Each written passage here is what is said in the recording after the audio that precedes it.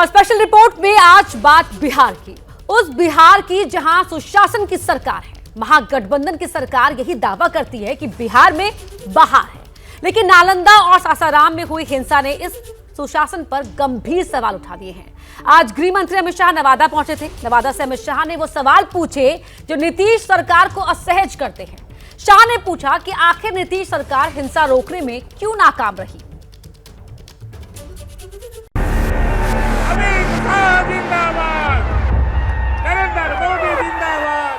बिहार शरीफ में आग लगी है, सासाराम में आग लगी है। ये दंगा करने वालों को उल्टा लटका कर सीधा करने का काम ये भारतीय जनता पार्टी करेगी। हम तुष्टीकरण में नहीं मानते, हम वोट बैंक की राजनीति नहीं करते हैं। हमारे शासन में दंगे नहीं होते। जंगल राज के प्रणेता लालू प्रसाद यादव की पार्टी उपस्थित हो, वो सरकार बिहार में शांति ला सकती है क्या? बताइए, ला सकती है?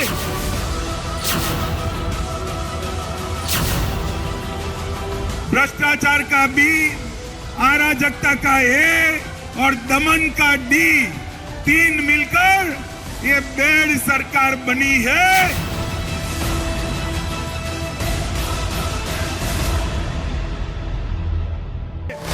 भारत माता की। नवादा की जमीन से आखिर अमित शाह ने बिहार के सीएम नीतीश कुमार पर सवाल क्यों उठाए? नीतीश बाबू,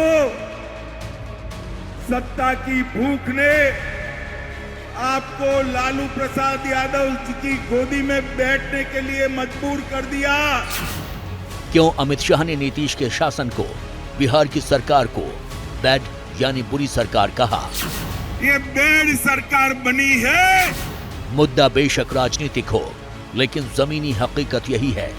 बिहार में सरकार का इकबाल कैसा है और कितना है, इसकी बानगी ये तस्वीरें करती हैं।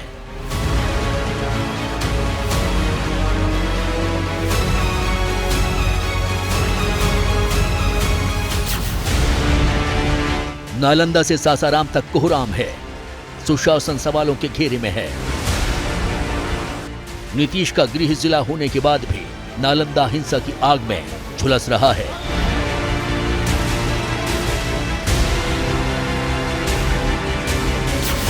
दो दिन से यहां चप्पे चप्पे पर पुलिस तैनात है, अफसरों की मौजूदगी है, बावजूद इसके हालात काबू नहीं हो रहे हैं। बिहार शरीफ में हालात तनावपूर्ण है। 1 तारीख की शाम को 3 अलग अलग इलाकों में फायरिंग हुई है। देखिए, चप्पे चप्पे पे पुलिसकर्मी तैनात है। हर आने जाने वाले व्यक्ति की तलाशी ली जा रही है, चेकिंग किया जा रहा है। देखिए, कर्फ्यू जैसे हालात हैं। कर्फ्यू नहीं है, लेकिन कर्फ्यू जैसे हालात हैं। धारा 144 को सख्ती से लागू किया गया है। पहाड़पुरा में उपद्रवियों ने एक धर्मस्थल को निशाना बनाया। पत्थर बरसे, इलाके में चप्पे चप्पे पर चौकसी होने के बाद भी 2 गुटों के बीच फायरिंग हुई। फायरिंग में एक शख्स जख्मी हो गया। इसलिए ये सवाल उठ रहा है कि आखिर नीतीश के राज में बिहार में हो क्या रहा है। 25 में भाजपा की सरकार बनाइए, ये दंगा करने वालों को उल्टा लटका कर सीधा करने का काम ये भारतीय जनता पार्टी करेगी। हम तुष्टीकरण में नहीं मानते, हम वोट बैंक की राजनीति नहीं करते हैं। हमारे शासन में दंगे नहीं होते हैं। नालंदा की ये तस्वीरें नीतीश कुमार से सवाल पूछ रही हैं। सवाल पूछ रही हैं कि आखिर सुशासन वाले वादे का क्या हुआ? ये हिंसा, दंगा नीतीश पर नहीं, बिहार पर दाग है। ये सवाल है उस वादे पर जिसने जंगल राज के खात्मे की बात कही थी। ये सवाल गुड गवर्नेंस पर है। इसलिए अमित शाह कह रहे हैं कि बिहार में सुशासन की नहीं, BAD यानी बैड सरकार है।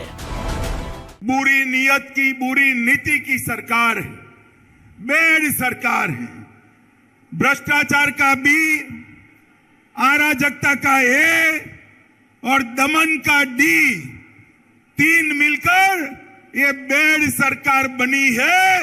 ये बुरी सरकार को उखाड़ कर फेंक देना है। नालंदा में हालात अतिरिक्त सुरक्षा कर्मियों के पहुंचने के बाद काबू में दिख रहे हैं। यहां धारा 144 लगाई गई है। पुलिस ने अब तक यहां 80 लोगों को गिरफ्तार किया है। केंद्रीय सुरक्षा बलों की 9 कंपनियां बुलाई गई हैं। 5 कंपनियां नालंदा पहुंच चुकी हैं। आईटीबीपी और एएफ बीएसपी लगातार गश्त कर रही है। अफवाह रोकने के लिए हेल्पलाइन जारी की गई है। अमन चैन के लिए शांति कमेटियों की बैठक हो रही है। सभी से अपील की जा रही है, लगातार अपील की जा रही है। माइकिंग के द्वारा जो है हम लोग अपील कर रहे हैं कि शांत रहें, संयम बनाए रखें, सांप्रदायिक सौहार्द बनाए रखें, कानून को हाथ में ना लें, अफवाहों पे यकीन ना करें। ये सब कुछ नालंदा में तब हो रहा है जब शहर का अमन चैन हिंसा के अग्निकांड में सुहा हो चुका है, जब ज्ञान का केंद्र रहे शहर का दामन नफरत की ज्वाला से झुलस चुका है। इसलिए ये सवाल नीतीश से पूछा जा रहा है कि आखिर बिहार में हो क्या रहा है और क्यों हो रहा है, और जो हो रहा है क्या वो सत्ता के लालच की वजह से हो रहा है? सत्ता की लालच देखिए, लालू जी के बेटे ने नीतीश जी को सांप कहा, मैं फिर से बोलता हूं, सांप कहा, पलटू चाचा कहा, धोखेबाज कहा, लालची कहा, अहंकारी कहा, अरे गिरगिट तक कह डाला, मगर नीतीश बाबू प्रधानमंत्री बनने के मोह में आज उनके साथ चले गए हैं। ये हाल सिर्फ नालंदा का नहीं है। सासाराम में रामनवमी के दिन हुई हिंसा की तस्वीरों ने देश को दहला दिया है, दिमाग में दहशत भर दी है। आज सासाराम की हकीकत ऐसी है, जिन घरों में 2 दिन पहले तक चहल पहल थी, आज वो राख में तब्दील हो चुके हैं।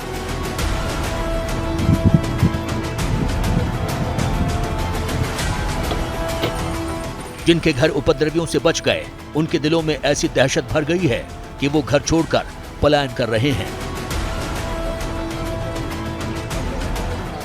किसी के पास बचा खुचा सामान है तो कोई खाली हाथ घर छोड़ने को मजबूर है।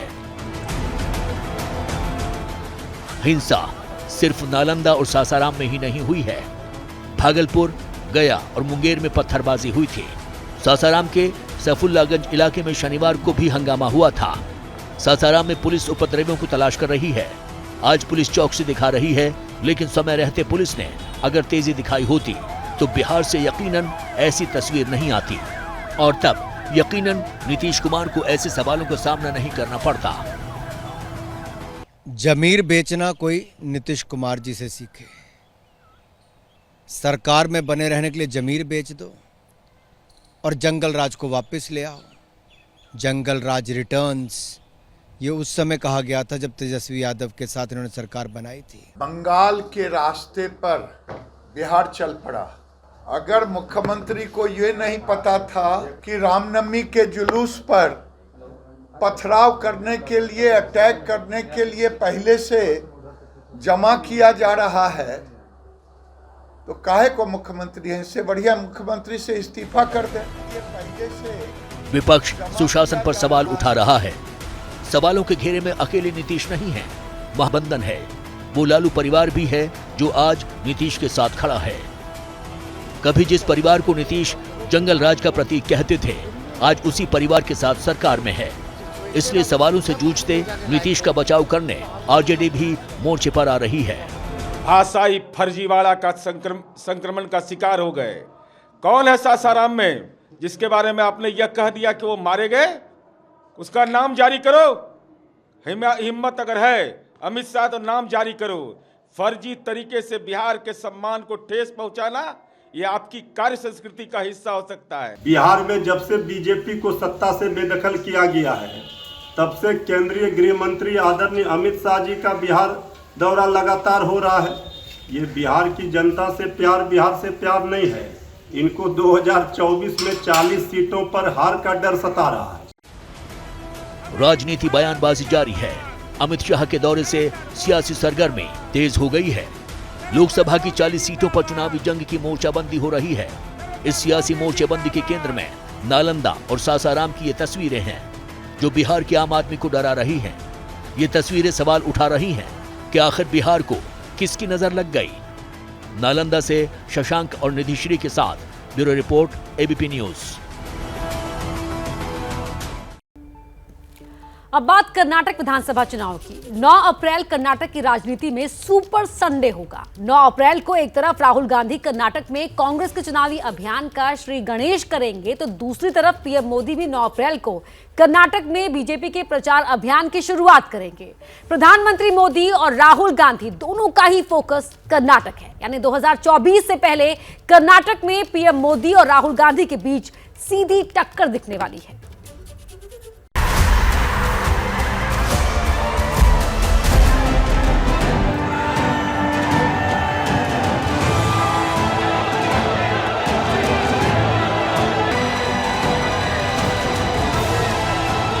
कर्नाटक में चुनावी रणभेरी बज चुकी है।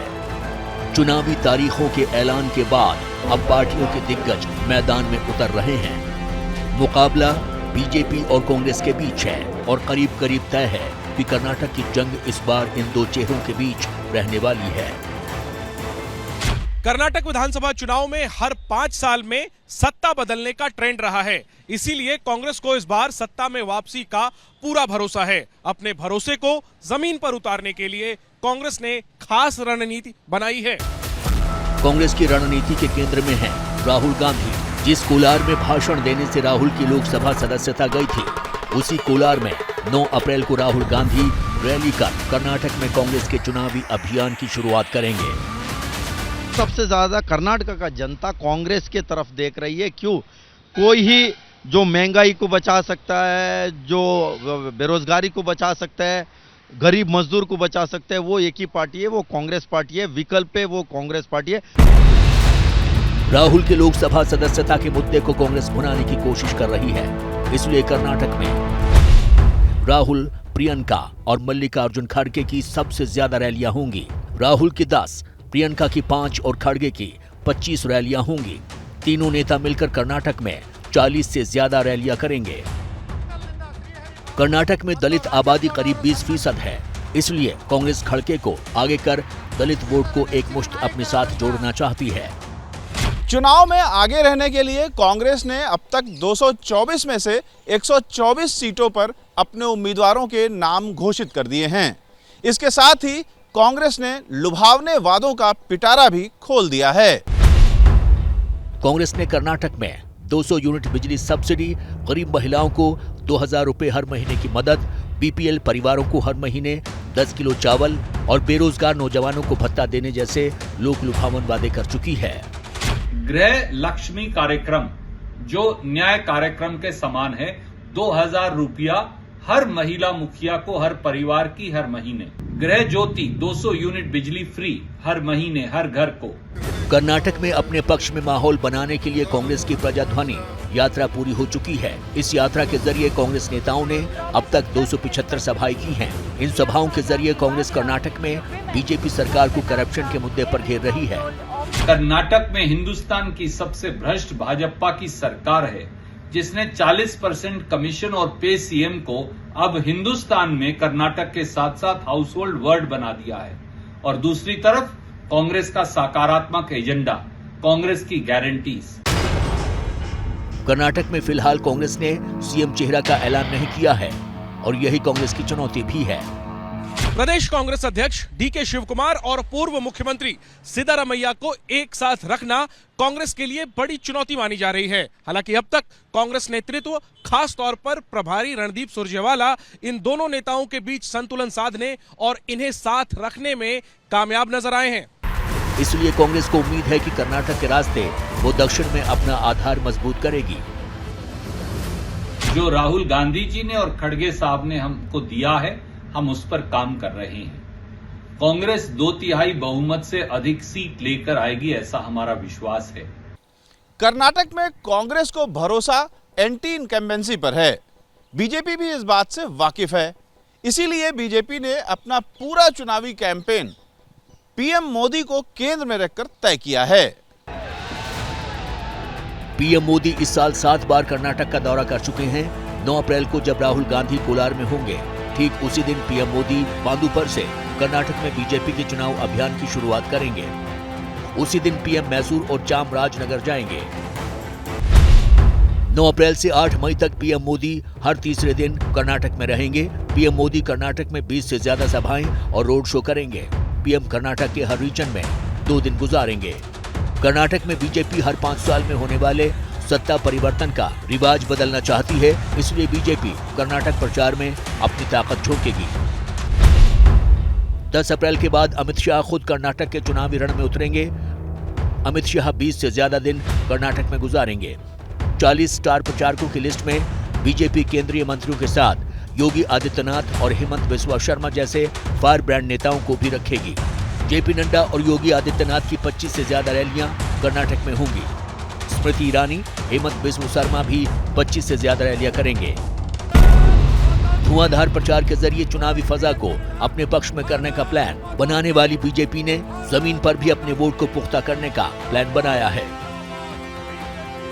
सूत्रों के मुताबिक एंटी इनकम्बेंसी को काटने के लिए बीजेपी गुजरात वाला फॉर्मूला कर्नाटक में लागू कर सकती है। जिन विधायकों के खिलाफ ज्यादा नाराजगी है, उनका टिकट कटना करीब करीब तय माना जा रहा है। 17% लिंगायत वोट बैंक को बीजेपी अपने साथ मजबूती से जोड़े रखना चाहती है। 4% मुस्लिम आरक्षण को खत्म किया गया है। 4% कोटे को लिंगायत और वोकालिंगा के बीच बराबर बराबर बांट दिया गया है।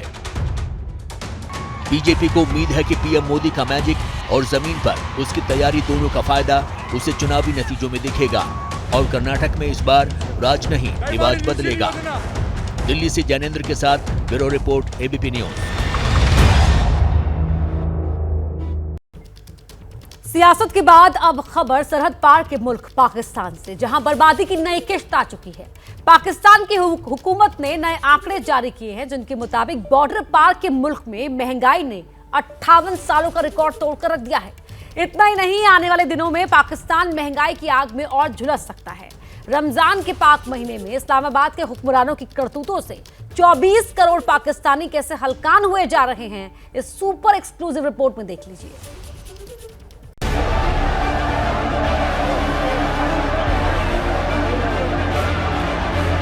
1000 रुपए की दिहाड़ी पे एक आटे की थैली मिलेगी।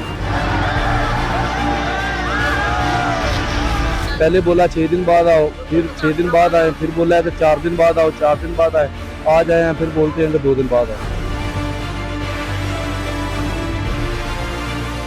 बच्चों छोड़ कर आए हैं लोग, ये बच्चा कारोबार अभी छुट्टी करके आया।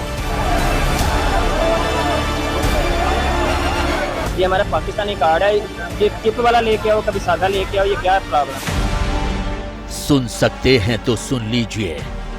रोटी दे, भूख लगी है वे, किधर है वे? वे पेट में चूहे दौड़ रहे हैं वे। रोटी दे वे, रोटी दे वे। देख सकते हैं तो देख लीजिए। ये उस मुल्क की आवाम के हालात हैं जिसे इस्लामाबाद पर बैठने वाला हर हुक्मरान चांद पर बिरयानी खिलाने के ख्वाब दिखाता रहा है। उन्हीं पाकिस्तानियों को एक बोरी राशन के थैले के लिए मौत तक मंजूर है। हालात ये है कि जिन्ना के मुल्क में जिंदा रहना जानलेवा बन चुका है। पूरी दुनिया में अवाम को रिलीफ दिया जाता है रमजान में। बहुत पाकिस्तान है, यहाँ पे ये जो है ना हर बंदा जो है ना वो अपना कहते हैं जी हमारा सीजन लग रहा है। जो कह लो कि चीज प्राइस कम थी, आज वो डबल हुई है हर चीज। जिन्ना के मुल्क को अब कोई नहीं बचा सकता है। इस्लामाबाद के हुक्मरानों और रावलपिंडी के वर्दी वाले दहशतगर्दों की करतूतों को देखते हुए ऊपर वाले ने भी हाथ खड़े कर दिए हैं। यही वजह है कि रमजान के महीने में भी 24 करोड़ पाकिस्तानी एक मुट्ठी आटे के लिए तरस रहे हैं। इतनी महंगाई हो गई है, हमारे से रोजा नहीं खोल जाता, हमारे से रोजा भी नहीं खोला जाता। जो बंदा 1000 रुपए कमाता है वो तो रोजा नहीं खोल सकता। नहीं जी, वो नहीं खोल सकता, नहीं खोल सकता, है ना सर? आपके सामने मैं अब ये कुछ 5000 निकलवा गया हूँ, ये फ्रूट में ही पूरा हो जाना है। ये डेली का मेरा ये सीन है। ये हाल है उस मुल्क का जिसके लिए जिन्ना ने सरहद पर खूनी लकीरें खींची थीं। पाकिस्तान में महंगाई त्रासदी की शक्ल ले चुकी है, ऐसी त्रासदी जिसके आगे सिर्फ और सिर्फ मौत का कुआं है, जिसमें जिंदा रहना किस्मत के भरोसे होता है। यकीन न हो तो पाकिस्तानियों से ही सुन लीजिए। 4 दिन हो गए आटा नहीं ला पड़ा, 5 दिन हफ्ता देख सकते हैं 4 दिन से आटा नहीं मिल रहा है। आज़ादी चाहिए, हमें आज़ादी चाहिए, हकीकी आज़ादी चाहिए। उनका बेड़ा गर्क कर दिया है, लोग आटे के लिए अब मर रहे हैं, बहुत हालात खराब है। आप इस हुकूमत से तंग हैं? हम बहुत ज्यादा तंग हैं। पाकिस्तान में अकाल जैसे हालात हो चुके हैं। महंगाई ने 58 साल का रिकॉर्ड तोड़ दिया है। पाकिस्तान की सरकार ने ही महंगाई को लेकर ऐसे चौंकाने वाले आंकड़े जारी किए हैं जिसे सुनकर ही पाकिस्तानियों का हलक सूख रहा है। पाकिस्तान के ब्यूरो ऑफ स्टैटिस्टिक्स के मुताबिक पिछले 1 साल में खाने के सामान के दाम 47.2% तक बढ़े हैं। वहीं ट्रांसपोर्ट 54.9% महंगा हुआ है। पाकिस्तान में शहरों के मुकाबले गांव में महंगाई ज्यादा तेजी से बढ़ी है। गांव में पिछले 1 साल में महंगाई 38.8% बढ़ी है, वहीं शहरों में 32% बढ़ी है। रिपोर्ट के मुताबिक गांव में खाने के सामानों की कीमत 2 गुनी हो चुकी है। हालात ये है कि पाकिस्तानी एक प्याज और एक टमाटर तक चोरी करने लगे हैं। लोग बेचारे प्याज चोरी कर रहे हैं, एक प्याज के पीछे मजबूरी हुए पड़े ना, मजबूर। जब भूखे मरेंगे तो फिर चोरियां डकैतियां ही करेंगे। बिल्कुल सर, यही बात है। इंडिया से ले, किसी से ले, अवाम को रिलीफ दे, जिससे मर्जी ले, इंडिया से ले या जिससे भी ले, अवाम को रिलीफ दे। अवाम को देना चाहिए। अभी रमजान है, कोई ख्याल करना चाहिए यार। पाकिस्तान की अवाम कहां जानती थी कि जिनके हाथ में वो बारी बारी अपने मुल्क का मुकद्दर सौंप रहे हैं, वो जिन्नालैंड को कंगाली का सिकंदर बनाकर ही दम लेंगे। महंगाई का बढ़ना आम बात है, चीजें महंगी हर देश में होती है, लेकिन सवाल ये है कि अचानक ऐसा क्या हो गया कि चंद महीने के दौरान ही पाकिस्तानियों के जान पर बन आई है। इसके लिए पाकिस्तान के कर्ज लेकर घी पीने वाले कैरेक्टर को समझना जरूरी है।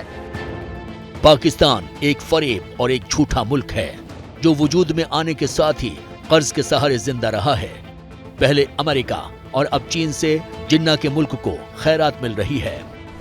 पाकिस्तान का विदेशी कर्ज करीब 121.75 बिलियन अमेरिकी डॉलर है। पाकिस्तान पर पेरिस क्लब का 11.3 बिलियन डॉलर, अलग अलग देशों का 33.1 बिलियन डॉलर, IMF का 7.4 बिलियन डॉलर और यूरो बॉन्ड सुकूक जैसे अंतर्राष्ट्रीय बॉन्डों का 12 बिलियन डॉलर का बकाया है। चीन का तो इतना कर्ज है कि किसी भी दिन पाकिस्तान चीन का गुलाम बन सकता है। अब सवाल यह है कि पाकिस्तान ने दुनिया भर से जो कर्ज लिया उसका क्या किया। पाकिस्तान सबसे ज्यादा खर्च अपनी फौज पर करती है। उद्योग धंधे के नाम पर पाकिस्तान शून्य है। कट्टरपंथियों की वजह से कोई भी विदेशी कंपनी पाकिस्तान में आने से कतराती है और जो भी कंपनियां पाकिस्तान में मौजूद थी बीते 1 साल में उन पर ताला लग चुका है। पाकिस्तान का जो बचा खुचा वजूद है वो विदेशों में बसे पाकिस्तानियों के भेजे डॉलरों और यूरो से चलता रहा है, लेकिन अब ये कमाई भी सिफर हो चुकी है। अरब के देशों में पाकिस्तानियों की हैसियत उन्हीं से सुनिए। सऊदीया वाले हैं और इंडियन और बाकी भी जितने पाकिस्तानियों से वहाँ मिलते थे, क्या उनका बिहेवियर किस तरह का होता था आपके साथ? अभी आपको बताऊं तो आप खुद शर्मिंदा हो जाएंगे। कहते हैं भाई इस तरह हो गया। हम उधर बेकारियों की नज़र में होते हैं। जब जाते हैं ना, कोई भी आता है, अरबी आता है, वो देखते हैं कोई भी खैरात वगैरह देनी हो या कोई किसी की मदद करनी हो, वो देखते हैं जिसकी शलवार कमीज़ हो ना, वो उसको बुला लेते हैं। ये सबसे ज़्यादा हकदार है क्योंकि पाकिस्तान से आया है, वो उनकी मदद करते थे। वो कहते हैं सबसे ये ज़्यादा है ना बंदा, वो पाकिस्तानी हकदार है। वो हमें बेकारियों की नज़र से देखते हैं। सऊदी ही नहीं, पूरी दुनिया में पाकिस्तानियों को इसी तरह समझा जाता है और इसमें दोष सिर्फ हुक्मरानों का ही नहीं है। इसमें पाकिस्तान की अवाम भी बराबर की हिस्सेदार है, जो इस्लामाबाद की गद्दी पर बार बार लुटेरों और दहशतगर्दों की सोच वाले सियासतदानों को बैठाती रही है।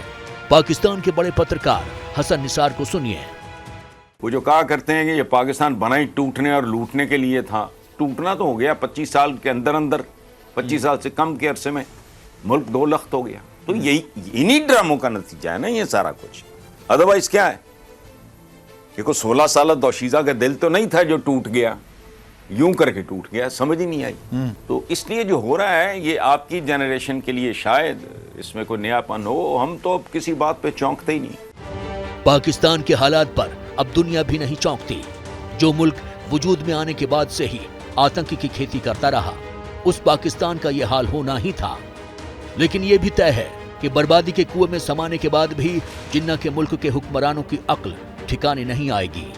बाकी जो है सो है। Bureau report, ABP news. सरहद पार के मुल्क के हालात के बाद अब बात कर लेते हैं देश की सियासत की। कांग्रेस नेता राहुल गांधी 11 दिन बाद फिर सूरत कोर्ट पहुंच रहे हैं। राहुल गांधी मोदी सरनेम मामले में सूरत के सीजेएम कोर्ट के फैसले के खिलाफ सेशंस कोर्ट में अपील करेंगे। हम तुम्हारे साथ।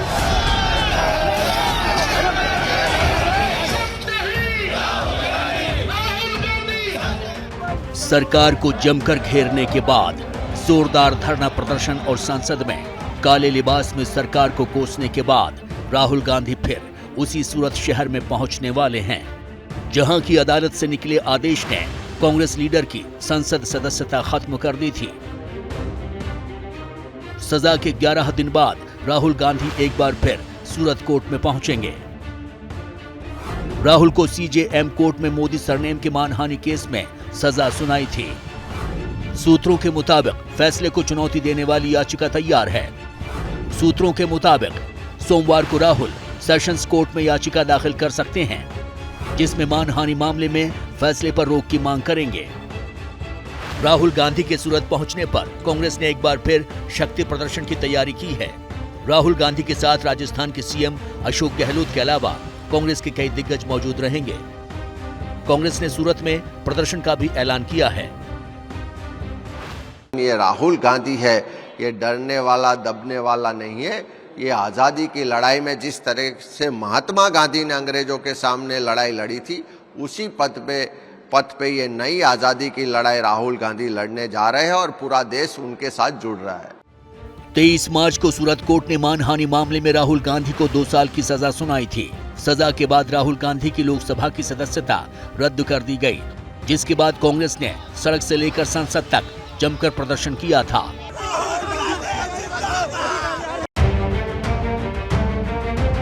कांग्रेस के नेताओं के मुताबिक सीजेएम कोर्ट का जजमेंट गुजराती भाषा में था, जिसके चलते 168 पेजों के जजमेंट को पढ़ने और ट्रांसलेट में समय लगा। राहुल गांधी की अर्जी तैयार कर ली गई है, इसे सेशन कोर्ट में दाखिल किया जाएगा। वहीं दूसरी तरफ बीजेपी के सवाल अब भी बरकरार हैं। क्या ये बयान सत्य की लड़ाई है? तो मूल बात है कि सजा क्यों हुई, उससे तो कांग्रेस पार्टी भाग रही है और इस विषय के ऊपर में कोई टिप्पणी आ नहीं रही। बाकी सब चीजों पे कह रहे हैं। बाकी अपील फाइल करना नहीं फाइल करना वो उनका कानूनी अधिकार है। सूरत की सीजेएम कोर्ट ने जब मानहानि केस में फैसला सुनाया था तो राहुल गांधी को फैसले को चुनौती देने के लिए 30 दिन का समय दिया था। इस दौरान कांग्रेस ने जमकर प्रदर्शन किया, कोर्ट के फैसले पर सवाल उठाए, सड़क से संसद तक काले लिबास में सरकार को घेरा। अब 11 दिन के बाद राहुल गांधी कोर्ट पहुंच रहे हैं। ऊपरी अदालत से अगर उन्हें सजा में राहत मिलती है तो उनकी सांसदी बहाल हो सकती है। Bureau report, ABP news. बात ईरान की, जहां हिजाब विरोधी आंदोलन की आग फिर जोर पकड़ सकती है। ईरान की सरकार से नया फरमान जारी कर दिया गया है, जिसके मुताबिक बिना हिजाब पहने घर से बाहर निकलने वाली महिलाओं पर मुकदमा चलाया जाएगा। इस बीच ईरान का कट्टरपंथी चेहरा फिर सामने आया है। तेहरान में हिजाब न पहनने पर मां बेटी पर हमला तो किया ही गया, दोनों के खिलाफ भी केस भी दर्ज कर लिया गया। ये एक्सक्लूसिव रिपोर्ट देखिए।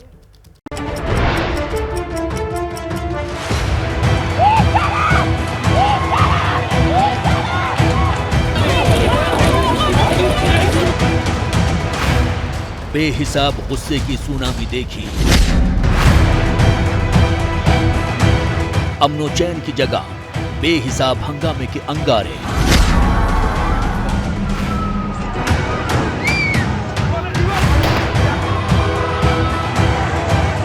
ईरान की फिजाएं क्रोध की भट्टी में धधकती देखी।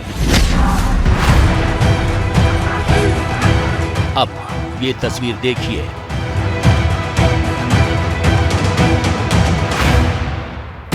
खैमनाई के मुल्क में आधी आबादी किस तरह कट्टरपंथियों के जुल्म सितम से जूझ रही है, इस तस्वीर से समझा जा सकता है।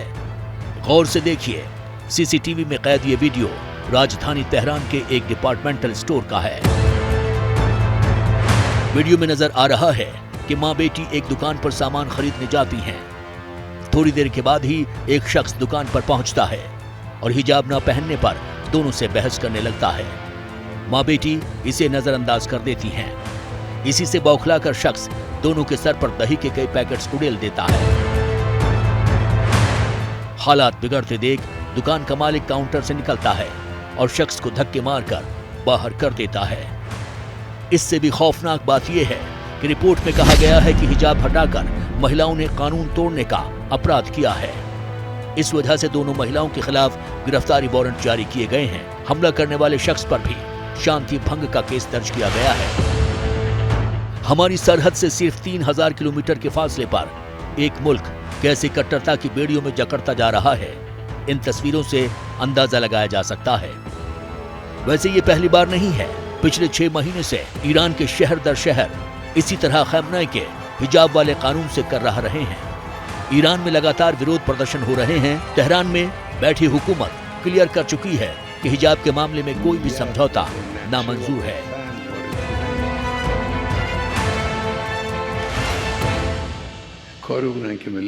वो चाहते हैं कि अमेरिका और यूरोप की विचारधारा ईरान पर थोपी जाए, लेकिन वो नहीं जानते कि ईरान आने वाले दौर में खुद उन मुल्कों पर तमाचा मारेगा जो प्रदर्शन के बहाने अराजकता फैला रहे हैं, वो अपराध कर रहे हैं। ईरान में हिजाब के बिना महिलाओं का बाहर निकलना अवैध है। हालांकि कुछ बड़े शहरों में इस नियम के बावजूद महिलाएं बिना हिजाब पहने घूमती देखी जा सकती हैं। लेकिन पिछले साल सितंबर में महसा अमीनी की मौत के बाद ईरान के हालात बदल गए।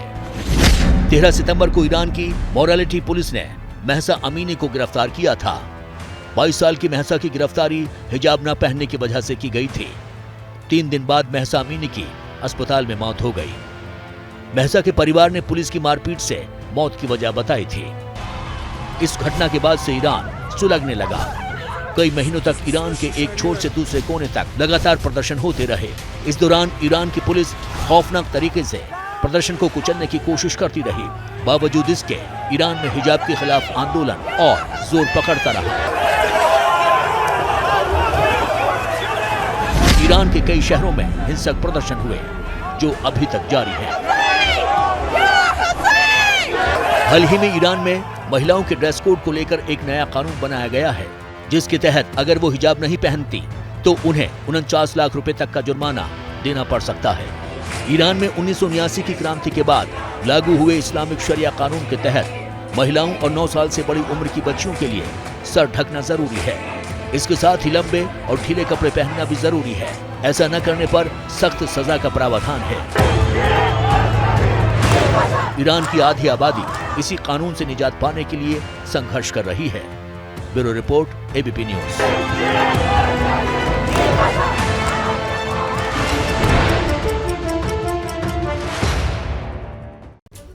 स्पेशल रिपोर्ट में अब बात अमेरिका की, जहां कुदरत का कहर थमने का नाम नहीं ले रहा। एक हफ्ते बाद सुपर पावर फिर तूफान से सदमे में है। 7 राज्यों में उठे बवंडर से अब तक 26 लोगों की मौत हो चुकी है। सवाल यह है कि अमेरिका में बार बार तूफान क्यों आ रहे हैं? ये स्पेशल रिपोर्ट देखिए। घरों की छतें उड़ गईं, पेड़ों की जड़ें उखड़ गईं, खेत, खलियान, घर, मकान, दुकान, सामान सब तबाह हो गया। हवाओं का ऐसा जोर था कि जो सामने आया खाक में मिल गया। तबाही, तबाही, तबाही।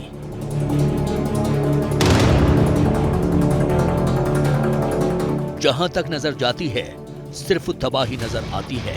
इंसान चाहे जितना भी ताकतवर हो जाए, कुदरत के सामने उसकी एक नहीं चलती। दुनिया का सबसे ताकतवर देश अमेरिका कुदरत के इस तूफान के सामने नतमस्तक हो चुका है।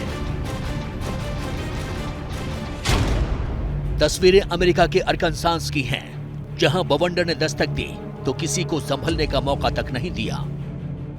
It was bad. ये बहुत बुरा था। मैंने लोहे के टुकड़ों को उड़ते हुए देखा। मुझे लगा कि मेरा अस्थायी घर जमींदोज हो जाएगा। चारों तरफ से पेड़ गिर रहे थे। तूफान और बवंडर ने जहां जहां कहर बरपाया है, वहां वहां चारों ओर उजड़े हुए घर ही दिखाई दे रहे हैं। अमेरिका के दक्षिण और मध्य पश्चिम हिस्से में विनाशकारी तूफान और बवंडर की वजह से 21 लोगों की मौत हो चुकी है। कई लापता हैं। 100 से ज्यादा लोगों को अस्पताल में भर्ती कराया गया है। यूं तो अमेरिका के 7 राज्यों पर कुदरत का कहर टूटा, लेकिन तूफान और बवंडर ने अमेरिका के अरकानसास और इलिनॉइस में सबसे ज्यादा तबाही मचाई है। इन तस्वीरों से तूफान की रफ्तार का अंदाजा लगाया जा सकता है। टॉर्नेडो जहां से भी गुजरा अपने पीछे तबाही का मंजर छोड़ गया। बड़े बड़े पेड़ उखड़कर जमीन पर गिर गए और घरों के दरवाजे खिड़कियां टूट गए। ये पहली बार नहीं है जब अमेरिका में तूफान ने तबाही मचाई है। 2 हफ्ते पहले कैलिफोर्निया में भी कुदरत का कहर टूटा था, जिसमें कई लोगों की मौत हो गई थी। सवाल यह है कि अमेरिका में बार बार भयंकर तूफान क्यों आते हैं? जवाब ऐसे समझिए। एक तरफ से मेक्सिको की खाड़ी से आने वाली गर्म और नमी युक्त हवा और दूसरी तरफ कनाडा से आने वाली शीत और शुष्क हवा आती है। ये हवाएं साल भर चलती रहती हैं, लेकिन जब कभी ये दोनों हवाएं किसी जगह तेज रफ्तार से मिलती हैं, तो बवंडर की शक्ल ले लेती है। अमेरिका में हर साल 1000 टॉर्नेडो की चेतावनी दी जाती है। हर साल औसतन 100 लोग तूफान की वजह से जान गंवाते हैं। साल 2011 में बहुत ही विनाशकारी टॉर्नेडो आए थे, जिसमें 580 से ज्यादा लोगों ने अपनी जान गंवाई थी। अनुमान लगाया गया कि उस साल तूफान से अमेरिका को $21 अरब का नुकसान हुआ था। Bureau report, ABP news.